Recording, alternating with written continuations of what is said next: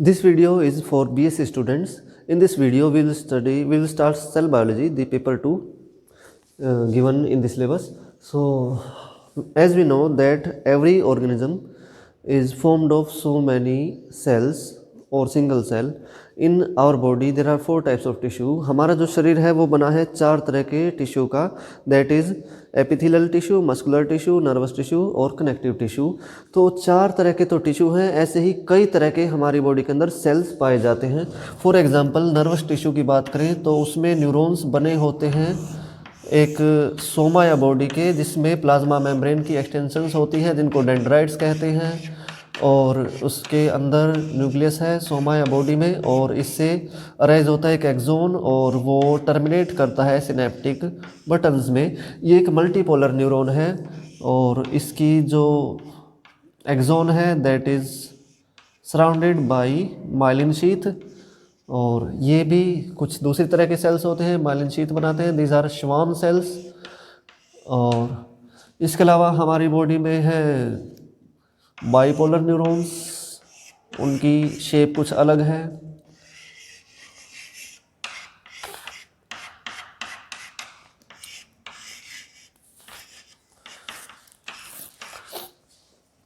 हमारे बॉडी में पाए जाते हैं आरबीसीज जो कि बाइकनकेव डिस्क होती हैं, ई न्यूक्लिएटेड सेल्स होते हैं.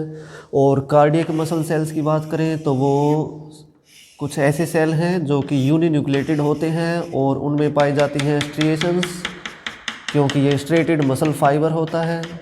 कॉन्ट्रैक्टाइल सेल है ये, और ये आपस में जुड़े होते हैं इंटरकलेटेड डिस्क्स के थ्रू.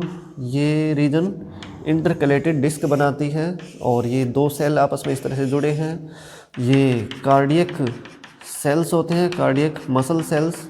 ऐसे ही स्केलेटल मसल सेल्स बनते हैं. एक मसल फाइबर हमारे स्केलेटल मसल का बना है 100 से 100 टू 150 मायोसाइट्स के फ्यूजन से. ये इतने मायोसाइट्स बिफोर बर्थ फ्यूज़ होके और सिंगल मसल फाइबर बनाते हैं. ये भी स्ट्रेटेड होते हैं और इनमें बहुत सारे न्यूक्लियाई पाए जाते हैं. ऐसे ही जो WBC है वो न्यूक्लिएटेड सेल्स होते हैं और उनमें भी न्यूक्लियस की शेप अलग अलग होती है, अलग अलग WBC टाइप्स ऑफ WBCs में. ऐसे ही प्लेटलेट्स जो हैं ये सेल फ्रेगमेंट्स होती हैं. एपिथेलियल सेल्स हमारे जो स्किन के सेल हैं वो कुछ ऐसे होते हैं. हमारे पास स्ट्रेटेड एपिथेलियम होता है स्किन का, जिसमें कि स्ट्रेटिफिकेशन होती है, यानी कि लेयर्स होती हैं बहुत सारी सेल्स की. ऐसे ही रेनल ट्यूब्यूल के जो सेल्स हैं वो होते हैं कुछ इस तरह से कि उनके पास माइक्रोविलाई होती है और वो लगभग स्क्वामस या कोलमनार सेल्स होते हैं. और कुछ कोलमनार सेल होते हैं इस तरह से कॉलम की तरह अरेंज एपिथेलियल सेल्स. तो ये सब सेल्स हमारी बॉडी में अलग अलग तरह के पाए जाते हैं. There is a vast diversity of cells in our body. तो सेल जो है पहली बार उसको देखा था रॉबर्ट हुक ने, और रॉबर्ट हुक ने एक माइक्रोस्कोप अरेंज किया एनी हाउ, एक बेसिक सा टाइप का. उसमें उसने बोतल को जिससे बंद किया जाता है कॉर्क, उस कॉर्क को देखा, विजुलाइज किया उस माइक्रोस्कोप के अंदर. तो उसने पाया कि कुछ खाली चैम्बर्स इस तरह से अरेंज है उसमें हनी कोम लाइक स्ट्रक्चर में. तो उसने उसको नाम दे दिया सेल का. सेल का मतलब है खाली स्पेस या कंपार्टमेंट. तो he gave this the name cell. और एंटोन फोन ल्यूवेनहुक उसने पहली बार लाइव सेल को ऑब्जर्व किया अंडर द माइक्रोस्कोप. इसके अलावा श्वोन एंड स्लीडन ने सेल थ्योरी दी. अलग अलग जगहों पर थे ये श्वोन ने और स्लीडन ने. और according to them a cell comes from pre existing cell.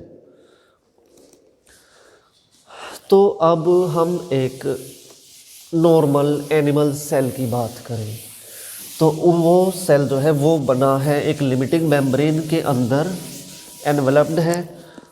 Suppose ये कोई सेल है एनिमल का सेल. सबसे बाहर की एक लिमिटिंग मेम्ब्रेन है इसके पास, जिसको सेल मेम्ब्रेन या फिर प्लाज्मा मेम्ब्रेन कहेंगे या फिर प्लाज्मेलेमा. लेमा मतलब लेयर, प्लाज्मेलेमा.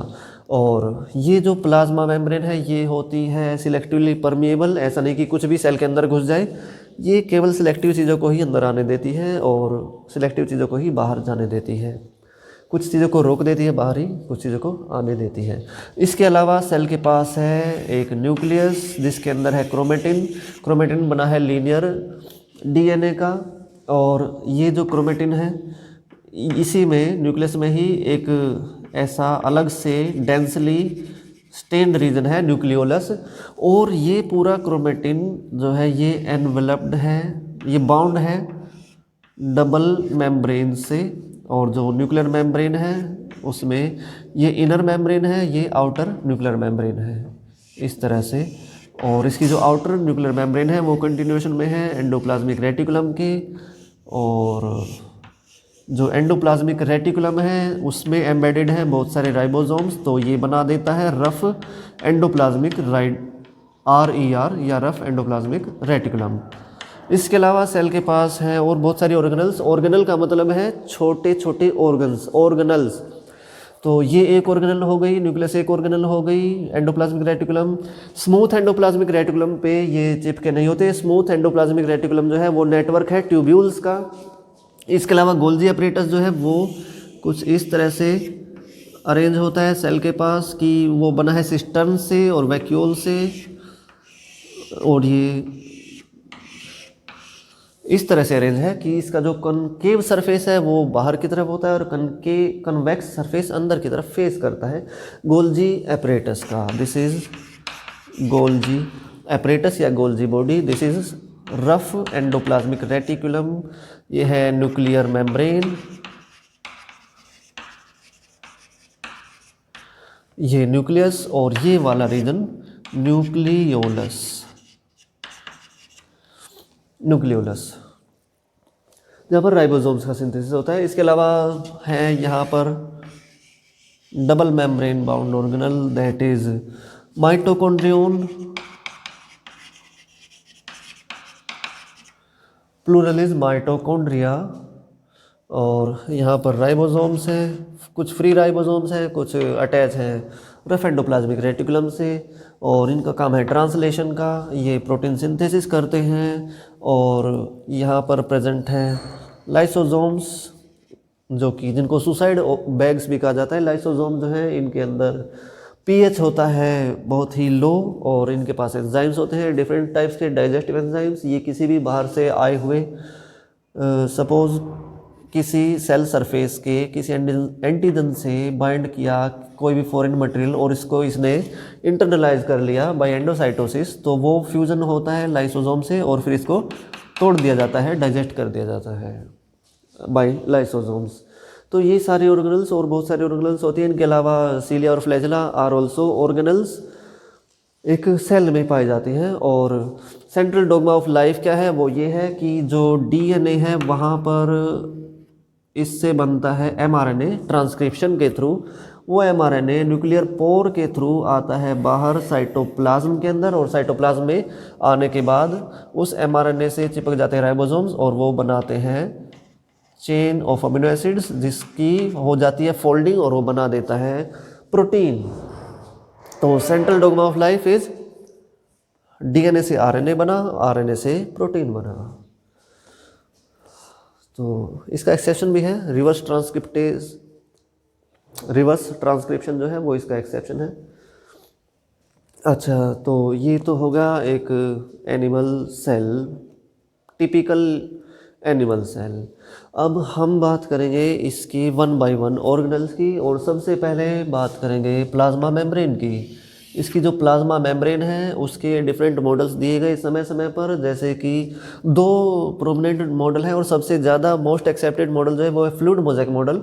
इससे पहले दिया गया था सैंडविच मॉडल, और जो सैंडविच मॉडल है उसके अकॉर्डिंग जो प्लाज्मा मेम्ब्रेन है वो एक ऐसी लेयर है जिसमें कि 2 तो प्रोटीन की लेयर होती है, आउटर जो सेल के बाहर है वो आउटर ECF की तरफ, एक्स्ट्रा सेलुलर फ्लूइड की तरफ। इसके अंदर है साइटोसोल है फ्लूइड, वो सॉल्यूशन, सोल मतलब सॉल्यूशन, जिसके अंदर ये सारे ऑर्गेनल्स प्रेजेंट हैं। साइटोप्लाज्म का मतलब है कि न्यूक्लियस और प्लाज्मा मेम्ब्रेन के बीच में जो कुछ भी है, जो कुछ भी क्या है, साइटोसोल प्लस ऑर्गेनेल्स, वो होता है साइटोप्लाज्म। और जो लिक्विड पार्ट है साइटोप्लाज्म का एक्सेप्ट दी ऑर्गेनेल्स, वो हो गया साइटोसोल। तो अंदर की तरफ साइटोसोल, बाहर की तरफ ईसीएफ। तो ये वाला है ईसीएफ, बाहर यहाँ पर ईसीएफ है और अंदर की तरफ है साइटोसोल। और ये हो गई दो लेयर्स, इधर हो गया साइटोसोल। ये जो दो लेयर है ये बनी है प्रोटीन्स की। और अकॉर्डिंग टू सैंडविच मॉडल बीच में प्रेजेंट है लिपिड की लेयर। ये कहना है सैंडविच मॉडल का। उसके बाद जो नेक्स्ट मॉडल है वो है most accepted model, that is fluid mosaic model, जिसके बारे में हम डिटेल में बात करेंगे। तो fluid mosaic model was given by Singer and Nicolson in 1972। According to this, in short we can say that there is ocean of lipids in which protein icebergs are flowing. So fluid mosaic model, fluid का मतलब क्या है? fluid का मतलब है that can flow, is fluid. और for example liquids and gases, these are fluids. Mosaic क्या है? आपने वो गेम खेला होगा बचपन में, एक ऐसी स्लेट आती थी, उस स्लेट में ऐसे छोटे छोटे प्लेट्स होती थी जिनको हम स्लाइड कर सकते हैं। उसके एक तरफ तो नंबर्स लिखे होते थे 1 2 3 4 5 6 7 8 9 10, और दूसरी तरफ इधर नंबर, और इसके दूसरी तरफ क्या था? दूसरी तरफ एक इमेज होती थी, वो कुछ भी इमेज होती थी, और नंबर्स को सीरीज़ में अरेंज करने पर वो इमेज पूरी हो जाती थी। इसमें एक सेल रहती थी खाली, एक सेल खाली रहती थी, तो हम इनको स्लाइड कर सकते थे। तो ये होता है मोज़ेक, जो कई तरह की टाइल्स से बना है। तो इसमें एक मोज़ेक क्या है? इसमें प्रोटीन्स का मोज़ेक है जो कि लिपिड के ओशन में है और वो तैर रहा है आइसबर्ग्स की तरह। Fluid mosaic model, it was given by Singer and Nicolson. तो अब डिटेल में पढ़ेंगे थोड़ा इसको, सिंगर एंड निकोलसन वाले फ्लूइड मोज़ेक मॉडल को। तो कंपोजिशन की बात करें तो इसमें इसके अकॉर्डिंग क्या है कि फॉस्फोलिपिड्स की बनी है बाइलेयर। उसमें फॉस्फोलिपिड्स कुछ इस तरह से अरेंज है कि उसका जो हाइड्रोफिलिक पार्ट है वो बाहर की तरफ और साइटोसोल की तरफ प्रेजेंट है इस बाइलेयर का। और ये है हेड ग्रुप जो कि हाइड्रोफिलिक है, और जो टेल्स हैं वो एक दूसरे को करती है face. Tails are facing each other. जो टेल्स हैं ये बनी है फैटी एसिड्स की, फैटी एसिड्स की दो टेल्स बनी है एक फॉस्फोलिपिड में। और ये बाइलेयर जो है इस तरह से अरेंज है कि हाइड्रोफिलिक पार्ट बाहर, हाइड्रोफोबिक पार्ट अंदर की तरफ, facing each other, the fatty acids. और इसमें ही दो तरह के प्रोटीन्स हैं, एक्सट्रिंसिक और इंट्रिंसिक, और इसके अलावा कार्बोहाइड्रेट्स भी हैं। तो क्या क्या है फ्लूइड मोज़ेक मॉडल के अनुसार प्लाज्मा मेम्ब्रेन में? So there are lipids which are nearly 55%, proteins which are 42% nearby, and carbohydrates, these comprise of 1 to 3% in composition. तो सबसे पहले बात करते हैं लिपिड्स की। तो लिपिड जो है ये बने हैं कुछ इस तरह से कि उसके पास दो पार्ट हैं, हाइड्रोफिलिक और हाइड्रोफोबिक। अब ये जो हेड ग्रुप है ये किस चीज़ का बना है? तो जो हेड ग्रुप है वो हाइड्रोफिलिक है, ये बना है ग्लिसरॉल का। ग्लिसरॉल की बैकबोन है यहाँ पर। ग्लिसरॉल क्या है? It is 3 carbon alcohol. तो अल्कोहल यानी कि OH ग्रुप है इसके पास, OH OH OH, और जो बच गए वो सारे हाइड्रोजन, ठीक है। और इसके साथ जुड़ी है fatty acid tail. Fatty acid क्या होता है? It is RCOOH। अब ये एक सीधी चेन है, आर का मतलब है कुछ 32-34 कार्बन्स आपस में जुड़े हैं सीधी चेन से, और ये ग्रुप है एस्टर ग्रुप। अब इसमें डिहाइड्रेशन सिंथेसिस होता है, तो ये ऑक्सीजन हाइड्रोजन के साथ कैसे जुड़ी है, कोवलेंट बॉन्ड है, तो इस तरह से है। और यहाँ पर भी कार्बन और ऑक्सीजन के बीच कोवलेंट बॉन्ड है।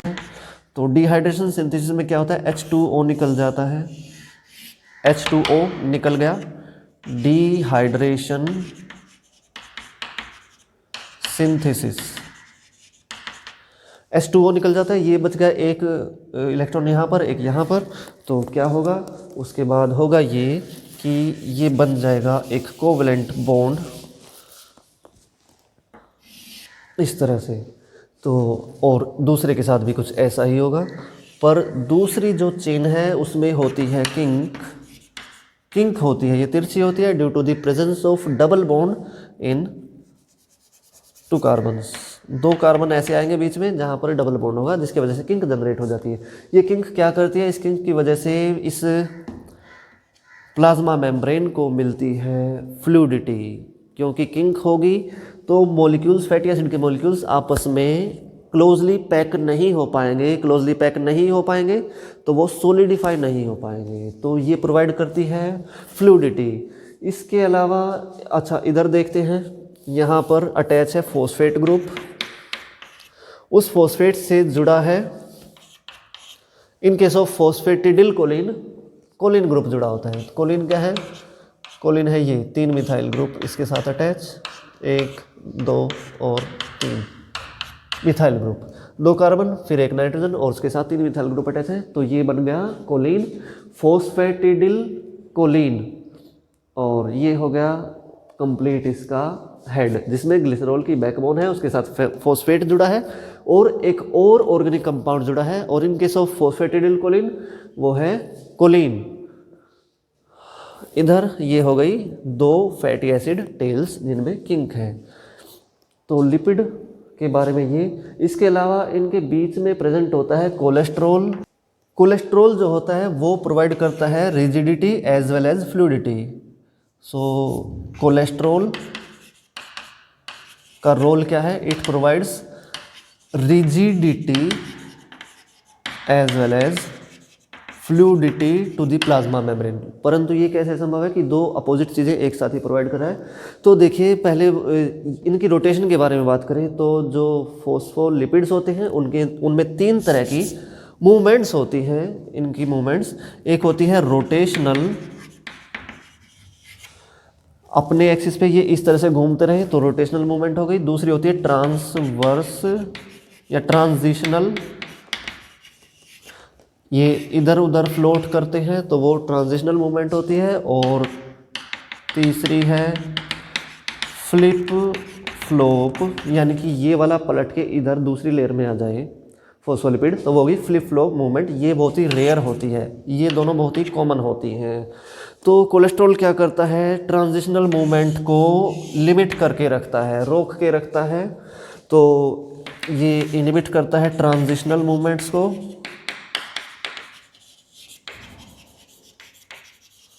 तो इस तरह से ये फ्लूइडिटी को कम करता है, ट्रांजिशनल मूवमेंट्स को रोक के रखेगा। तो ये इधर उधर कम भाग पाएंगे क्योंकि इनके बीच में खड़ा है कोलेस्ट्रॉल, वो इनको जाने से रोकेगा, तो वो बहने नहीं देगा हाई टेम्परेचर पे प्लाज्मा मेम्ब्रेन, ये ना हो कि बह ही जाए, फ्लो हो जाए बहुत ज़्यादा। तो कोलेस्ट्रॉल रिजिडिटी प्रोवाइड करता है। फ्लूइडिटी कैसे प्रोवाइड करता है कोलेस्ट्रॉल, तो फ्लूइडिटी प्रोवाइड करता है कुछ इस तरह से कि इसकी जो ये टेल है ये प्रेजेंट होती है इन फॉस्फोलिपिड्स की टेल के बीच में। तो क्या होता है, जो फैटी एसिड्स की टेल है ये क्लोजली पैक नहीं हो पाती क्योंकि कोलेस्ट्रॉल बीच में अड़ जाता है। तो ये कैसे करता है, क्लोज पैकिंग को इनहिबिट करता है, close packing of fatty acid tails को ये इनहिबिट करता है। तो इस तरह से कोलेस्ट्रॉल प्रोवाइड करता है rigidity as well as fluidity to the plasma membrane. तो इसके बाद हम बात करते हैं प्रोटीन्स की। तो प्रोटीन का कंटेंट जो कि वेरी करता है 42%, 44% भी हो सकता है। ऐसे ही लिपिड भी आवश्यक नहीं कि हर सेल में 55% ही लिपिड हो, क्योंकि हमारे जो ब्रेन के अंदर ओलिगोडेंड्रोसाइट्स होते हैं, ओलिगोडेंड्रोसाइट्स और श्वॉन सेल्स होते हैं जो कि एक्सोन के ऊपर बनाते हैं, न्यूरॉन्स के एक्सोन के ऊपर बनाते हैं myelin sheath, those are Schwann cells. तो इनको बहुत सारी प्लाज्मा मेम्ब्रेन बनानी होती है, इनको काम करना है इंसुलेशन का। तो इनके अंदर हाई कंटेंट होता है लिपिड का, अप टू 85% तक इनमें लिपिड्स होते हैं। और प्रोटीन्स की बात करें तो 42% से वेरी भी कर सकता है, क्योंकि आरबीसीज के अंदर प्रोटीन कंटेंट इनकी प्लाज्मा मेम्ब्रेन में होता है अप टू 80%, क्योंकि बहुत सारे होते हैं एंटीजन्स। इसके अलावा बहुत सारे चैनल्स होते हैं, एक्वापोरिन्स भी होते हैं, aquaporins in the plasma membrane of RBC. तो अब प्रोटीन की बात करते हैं। तो जो प्रोटीन है वो दो तरह के होते हैं। दो तरह के प्रोटीन कौन कौन से हैं प्लाज्मा मेम्ब्रेन में? तो वो दो तरह के प्रोटीन्स हैं, इंट्रिंसिक प्रोटीन्स और एक्सट्रिंसिक प्रोटीन्स। एक्सट्रिंसिक प्रोटीन्स और इनट्रिंसिक प्रोटीन्स। जो एक्सट्रिंसिक प्रोटीन्स हैं ये हो सकते हैं कोई सेल आइडेंटिटी मार्कर्स, या फिर हो सकते हैं एंजाइम्स एसोसिएटेड हो सकते हैं ये किसी एंटीजन से। और इंट्रिंसिक प्रोटीन जो हैं ये हो सकते हैं रिसेप्टर्स, या फिर ये हो सकते हैं चैनल्स या कैरियर्स, या फिर पंप्स। तो एंजाइम्स क्या होते हैं? ये for example acetyl choline esterase enzyme जुड़ा होता है कहाँ पर? सिनेप्टिक टर्मिनल में, यहीं पर प्रेजेंट होता है। और ये क्या करता है, जब सिनेप्टिक ट्रांसमिशन होता है और एसिटिल कोलिन रिलीज होती है और जाके रिसेप्टर से बाइंड करती है, और जो रिसेप्टर है वो है कोलिनर्जिक रिसेप्टर, जो कि मसल की मेम्ब्रेन पे प्रेजेंट है, सार्कोलेमा पे। तो ये लाइगेंड जैसे बाइंड करता है तो चैनल खुल जाता है और यहाँ पर होता है सोडियम अंदर आता है, तो डीपोलराइजेशन होता है। तो ऐसा ना हो कि ये लगातार डीपोलराइजेशन होता रहे और मसल कॉन्ट्रैक्ट की कॉन्ट्रैक्ट रह जाए। तो एसिटिल कोलिन एस्टरेज क्या करता है, ये यहाँ पर प्रेजेंट होता है और इस एसिटिल कोलिन को तोड़ देता है एसीटेट और कोलिन में। तो एक एग्जांपल हो गया एंजाइम का, प्लाज्मा मेम्ब्रेन से ही अटैच है एंजाइम और वो कुछ एक्टिविटी कर रहा है, क्लीवेज कर रहा है, काट रहा है किसी ना किसी मॉलिक्यूल को। और एंटीजन्स फॉर एग्जांपल बहुत सारे सेल्स के ऊपर आइडेंटिटी मार्कर्स होते हैं जो कि कार्बोहाइड्रेट और प्रोटीन से मिलकर बने होते हैं। अब बात करें इंट्रिंसिक प्रोटीन्स की, तो अच्छा इनमें डिफरेंस क्या है? मेन डिफरेंस ये है कि एक्सट्रिंसिक प्रोटीन जो है ये सरफेस पे वीक फोर्सेस के साथ जुड़े होते हैं, बाइलेयर से इसके सरफेस पे जुड़े होते हैं, या तो अंदर की तरफ या फिर बाहर की तरफ ये होते हैं, और ये सोप के एक्शन से वॉश आउट हो जाते हैं, डिटर्जेंट से ये वॉश हो जाते हैं, निकल जाते हैं। जबकि इंट्रिंसिक प्रोटीन जो है ये प्लाज्मा मेम्ब्रेन के आर पार होते हैं और इनमें, इनको टनल प्रोटीन्स भी कहते हैं। इनमें यहाँ पर तो प्रेजेंट होते हैं ऐसे अमीनो एसिड्स जो कि हाइड्रोफोबिक होते हैं, और यहाँ पर ऐसे अमीनो एसिड्स प्रेजेंट हैं जो हाइड्रोफिलिक होते हैं या पोलर होते हैं, जिसकी वजह से ये ज़्यादा स्टेबल होते हैं और ये डिटर्जेंट के एक्शन से नहीं निकल पाते, प्लाज्मा मेम्ब्रेन को छोड़कर नहीं जाते हैं इंट्रिंसिक प्रोटीन्स। तो इंट्रिंसिक प्रोटीन्स काम कर सकते हैं रिसेप्टर्स का, या फिर चैनल्स का, कैरियर्स का, या फिर पंप का। सबसे पहले बात करें रिसेप्टर की, तो जैसे यहाँ पर हमने ये रिसेप्टर बनाया था सार्कोप्लाज्मा के ऊपर, ये निकोटिनिक रिसेप्टर मैंने बनाया था। तो ये क्या करते हैं रिसेप्टर्स,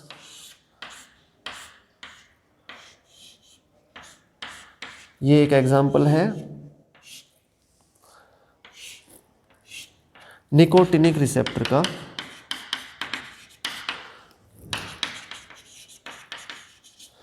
तो ये लाइगेंड स्पेसिफिक होते हैं, ये एक स्पेसिफिक मॉलिक्यूल से जो कि यहाँ पर है एसिटिल कोलिन, उससे बाइंड करते हैं। बाइंड करने पर ये क्या होता है, ये चैनल खुल जाता है।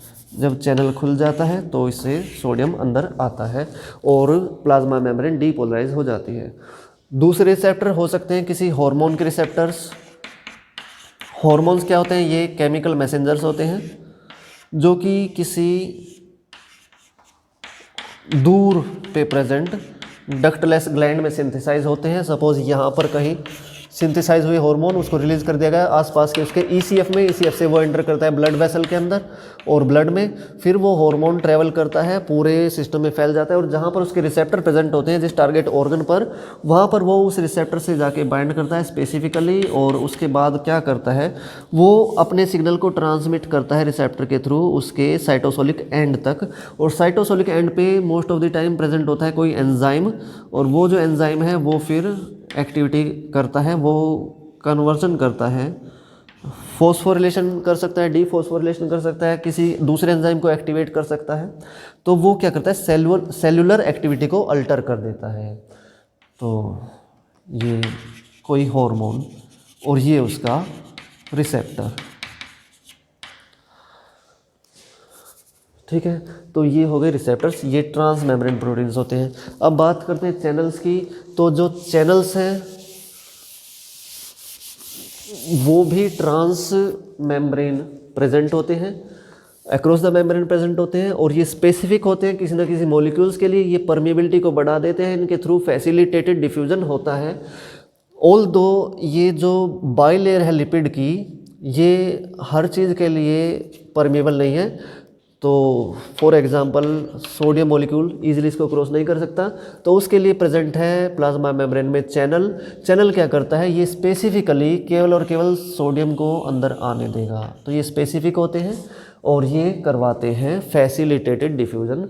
तो डिफ्यूजन होता है इसलिए चैनल्स जो है इनकी स्पीड होती है फास्ट, दैट इज 10⁹ मॉलिक्यूल्स पर सेकेंड इनकी स्पीड होती है। इतने मॉलिक्यूल्स ये डिफ्यूज़ करवा सकते हैं अक्रॉस द प्लाज्मा मेम्ब्रेन। उसके बाद अच्छा, जो चैनल्स हैं वो या तो गेटेड हो सकते हैं या नॉन गेटेड हो सकते हैं, या फिर लीकेज चैनल्स हो सकते हैं, लीकेज चैनल्स। तो जो गेटेड चैनल्स होते हैं वो रेगुलेट होते हैं, उनकी एक्टिविटी रेगुलेट होती है किसी न किसी स्टिमुलस से। वो स्टिमुलस मिलने पर वो चैनल हो जाते हैं एक्टिवेट, खुल जाते हैं। For example voltage gated sodium channels. Synaptic transmission जब होता है तो सिनेप्टिक एंड बल्ब और मसल के बीच में क्या होता है, यहाँ पर एक्शन पोटेंशियल आ रहा है न्यूरॉन से चलता हुआ, ठीक है। ये कहीं कोई न्यूरॉन है, ऐसा बना देता हूँ अजीब सा, ठीक है बना देता हूँ। तो यहाँ से एक्शन पोटेंशियल ट्रेवल करता आ रहा है, वोल्टेज आ रही है 70 मिली वोल्ट्स की वोल्टेज। तो वो यहाँ पर आके कैल्शियम चैनल्स खुलवा देती है, कैल्शियम अंदर आता है और कैल्शियम के अंदर आने की वजह से वेसिकल्स का फ्यूजन होता है प्लाज्मा मेम्ब्रेन से और एक्सोसाइटोसिस होता है और यहाँ रिलीज हो जाता है न्यूरोट्रांसमीटर। तो ये जो वोल्टेज आई यहाँ पर उसको सेंस करके ये कैल्शियम चैनल खुला। तो ये एग्जांपल है वोल्टेज गेटेड कैल्शियम चैनल का। So voltage gated sodium channels ये कहीं और होते हैं, ये यहाँ पर है, एक्शन पोटेंशियल जहाँ से राइज हो रहा है यहाँ पर वोल्टेज गेटेड सोडियम चैनल्स होते हैं। ये voltage gated sodium calcium channel है। अच्छा, गेटेड एक तो हो गए वोल्टेज गेटेड, मैकेनिकल गेटेड भी होते हैं जो किसी मैकेनिकल स्टिमुलस से खुलते हैं, प्रेशर से, फॉर एग्जांपल टच से। इसके अलावा हो सकते हैं लाइगेंड गेटेड। तो लाइगेंड गेटेड का एग्जांपल है निकोटिनिक रिसेप्टर, जो कि है तो एक्चुअल में चैनल्स, लेकिन जब लाइगेंड यानी कि एसिटिल कोलिन से बाइंड करता है तो ये खुल जाते हैं। तो लाइगेंड गेटेड चैनल्स हो गए ये सोडियम चैनल्स।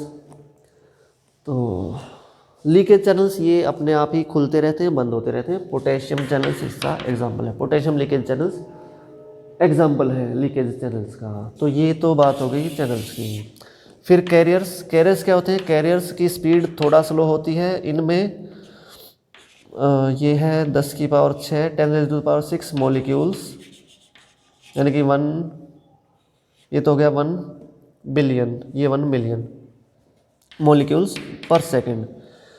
क्यों है स्लो? क्योंकि चैनल में तो क्या हो रहा था, across the concentration gradient transport हो रहा है, क्योंकि मैंने बताया कि यहाँ पर फैसिलिटेटेड डिफ्यूजन होता है।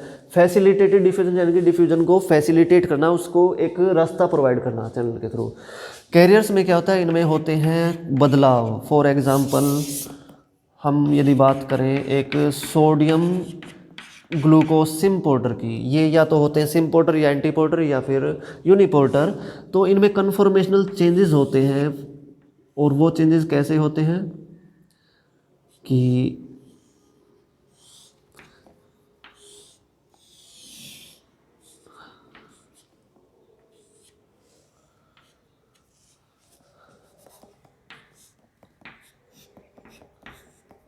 इसमें जब दो मॉलिक्यूल सोडियम के बाइंड करेंगे और एक मॉलिक्यूल बाइंड करेगा ग्लूकोज का, तो ऐसा होने पर इसमें कन्फॉर्मेशनल चेंजेस होते हैं और ये अंदर की तरफ खुल जाता है और ये रिलीज़ कर देता है तीनों को एक साथ, यानी कि दो सोडियम और एक ग्लूकोज इसने रिलीज़ कर दिया। तो वो कन्फॉर्मेशनल चेंज होने में टाइम लगता है। और दूसरी बात, ये अगेंस्ट द कंसंट्रेशन ग्रेडियंट काम कर रहा है। ये एक लाइगेंड का तो एक मॉलिक्यूल को तो यूज़ करेगा अलोंग द कंसंट्रेशन ग्रेडियंट जो डिफ्यूज़ हो रहा है, और एक जिसका कंसंट्रेशन अंदर हाई है, फॉर एग्जांपल ग्लूकोज की सेल के अंदर, किसी हिपेटोसाइट के अंदर या फिर रीनल ट्यूबुल के सेल के अंदर ग्लूकोज की कंसंट्रेशन हाई है और सोडियम की कम है, तो सोडियम की यहाँ पर ज़्यादा है, तो सोडियम ऐसे क्रॉस करेगा इसको, लेकिन ये तभी आ पाएगा जब एक ग्लूकोज भी यहाँ पर बाइंड होगा, दो सोडियम और एक ग्लूकोज, तो ये तभी काम करेगा ये कैरियर। तो it is using the concentration gradient of sodium and transporting glucose against the concentration gradient, तो ये हो गया कैरियर। तो ये एग्जांपल है सिम्पोर्टर का, सिम्पोर्टर जो कि एक डायरेक्शन में एक डायरेक्शन में ट्रांसपोर्ट कर रहा है दो अलग अलग मॉलिक्यूल्स को। एंटीपोर्टर्स वो होते हैं जिसमें सोडियम तो आया अंदर या फिर कोई भी एक मॉलिक्यूल और दूसरा मॉलिक्यूल गया बाहर, और यूनिपोर्टर केवल एक ही मॉलिक्यूल को क्रॉस करवाते हैं प्लाज्मा मेम्ब्रेन। अब बात करते हैं पंप्स की।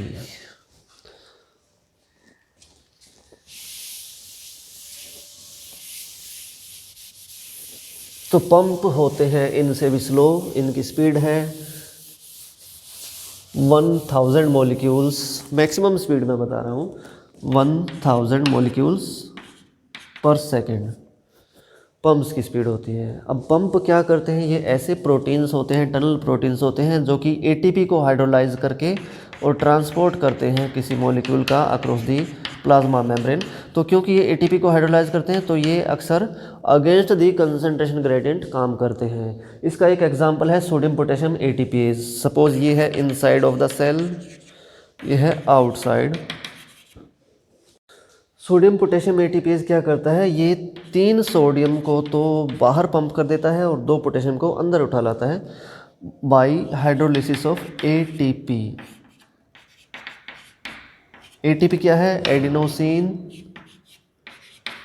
ट्राइफॉस्फेट, जिसके पास है 3 हाई एनर्जी बॉन्ड्स, और ये जब टूटते हैं तो ये एक एक्सर्गोनिक रिएक्शन है जिसमें कि एक इनऑर्गेनिक फॉस्फेट, एक तो ये तो रह जाएगा एडिनोसिन डाइफॉस्फेट, 2 फॉस्फेट रह जाएंगे, plus inorganic phosphate plus energy, और ये जो एनर्जी है इसको यूटिलाइज किया जाता है for transporting molecule against the concentration gradient. तो एटीपी एनर्जी देगा और वो एनर्जी यूज़ होगी इस ट्रांसपोर्ट में। कौन सा ट्रांसपोर्ट, 3 सोडियम बाहर फेंक दिए और 2 पोटेशियम उसके बदले में अंदर ले आया। तो ये होता कैसे है,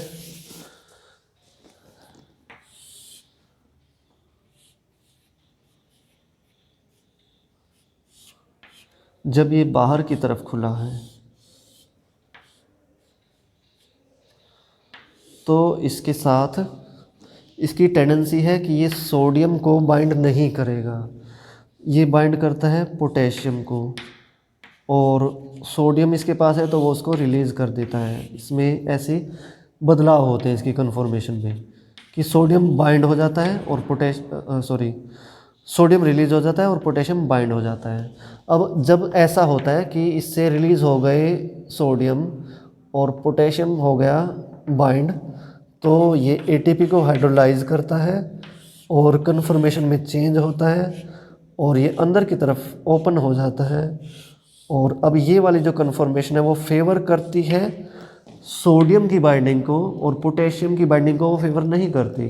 तो पोटेशियम हो जाता है रिलीज़, 2 पोटेशियम रिलीज़ हो गए और अब यहाँ पे आके सोडियम बाइंड कर लेते हैं और जैसे ही सोडियम बाइंड करते हैं तो यहाँ पर एटीपी हाइड्रोलाइज होता है और फिर से ये बाहर की तरफ खुल जाता है और ये वापस इस कन्फर्मेशन में आएगा और ये वाली जो कन्फर्मेशन है ये फेवर करेगी पोटेशियम की बाइंडिंग को और इसकी सोडियम को ये रिलीज़ कर देगा, सोडियम पोटेशियम एटीपीज। तो ये एग्जांपल है पंप्स का। नेक्स्ट है कार्बोहाइड्रेट्स। कार्बोहाइड्रेट्स जो कि बनाते हैं केवल 1 से 3%, 1 to 3% of the plasma membrane. तो ये जो कार्बोहाइड्रेट्स हैं ये या तो होते हैं प्रेजेंट एंटीजन की फॉर्म में या फिर ग्लाइकोप्रोटीन्स या फिर प्रोटियोग्लाइकन्स की फॉर्म में। एंटीजन्स की बात करें तो एक बहुत ही फेमस एग्जांपल है ए बी और एच एंटीजन का। तो आरबीसी की प्लाज्मा मेम्ब्रेन में होता है सिरामाइड लिपिड, उसके साथ जुड़ा होता है ग्लूकोज, फिर गैलेक्टोज, फिर एन एसिटिल गैलेक्टोजामिन, फिर से गैलेक्टोज और फिर एक फ्यूकोज। तो ये बना देता है एच एंटीजन। इस एंटीजन में ही यदि यहाँ पर जुड़ गया एक और गैलेक्टोज तो वो बन गया बी एंटीजन और यदि यहाँ पर जुड़ा है सेम एच एंटीजन में एन एसिटिल गैलेक्टोजामिन तो वो बन गया ए एंटीजन। और इसके अलावा आर एच एंटीजन होता है और भी बहुत सारे एंटीजन्स होते हैं। Millions of antigens are found on the surface of RBCs और 200 से अधिक ब्लड ग्रुप सिस्टम पाए जाते हैं। तो ये बनाते हैं कार्बोहाइड्रेट्स। प्रोटियोग्लाइकन्स वो होते हैं जिनमें